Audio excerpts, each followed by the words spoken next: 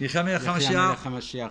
Bienvenue pour la suite, donc le code Noachide, le code des 7 lois de Noé, du Rav Moshe Weiner, la suite. Oui. On est impatient. Ah, moi aussi. Tout celui qui accepte ces 7 mitzvot, ces 7 lois, et qu'il est attentif à les respecter et à les exécuter, il fait partie des justes des nations. Chassidé ou Mataolam. Il a une part dans le monde futur et il méritera la résurrection des morts.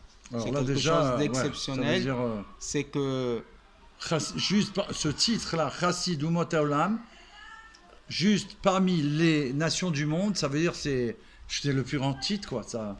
D'ailleurs, j'ai entendu que la secrétaire de Schindler, à l'époque, quand il a sauvé 1200 juifs, elle est nifteret ces derniers jours.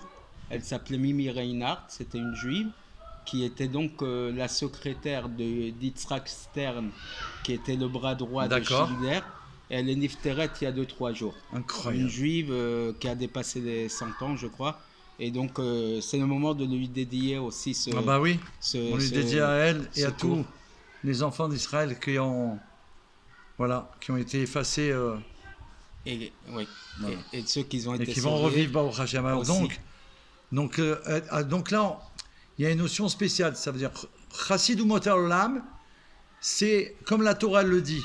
C'est lorsqu'ils réalisent, ils acceptent sur eux la Torah que Dieu a transmis à Moshe Rabbeinu sur le mont Sinaï. Exactement. C'est cette condition qui leur fait recevoir ce titre de Chassid Olam et d'obtenir par ce mérite de Triyat Hametim, la résurrection des morts et le Olam Haba. Il faut le faire savoir au monde entier, mes amis. Donc véritablement la condition essentielle c'est de l'accepter parce que Dieu l'a ordonné et qu'il a transmise par Moshe Rabbeinu, qui lui-même historiquement il a accepté les mitzvot que Adam Arishon avait reçus. En fait, Moshe Rabbeinu reçoit au mont Sinaï, lors du don de la Torah pour le peuple juif, il reçoit la mission de transmettre au peuple juif, aux enfants d'Israël, d'être une lumière pour les nations du monde, c'est-à-dire d'être le peuple choisi pour transmettre, aider le monde à réaliser et à se réaliser à travers la Torah de Moshe, c'est-à-dire pour eux les 7 lois noachides qui ont été données d'abord à Adam, mais il n'y avait que 6 lois. Pendant 10 générations, la famille de Noach sont les seuls à avoir respecté les commandements de Dieu qui ont été donnés à Adam, le premier homme. Alors ils ont mérité, quand il y a eu le déluge, de pouvoir construire le nouveau monde, de sauver l'humanité et de construire le nouveau monde. Et là, Kadosh Baruch Hu, béni soit-il, va leur accorder une nouvelle loi de permettre au monde de consommer des animaux d'une certaine façon. On le verra dans les prochains cours avec la grâce de Dieu. Donc il y a une nouvelle loi qui porte le nom de Noach. Cette loi, c'est de ne pas manger la chair d'un animal qui est encore vivant. Du coup, maintenant, il y a 7 lois. Ces lois s'appellent maintenant les lois de Noé, d'accord, d'ailleurs pour l'éternité.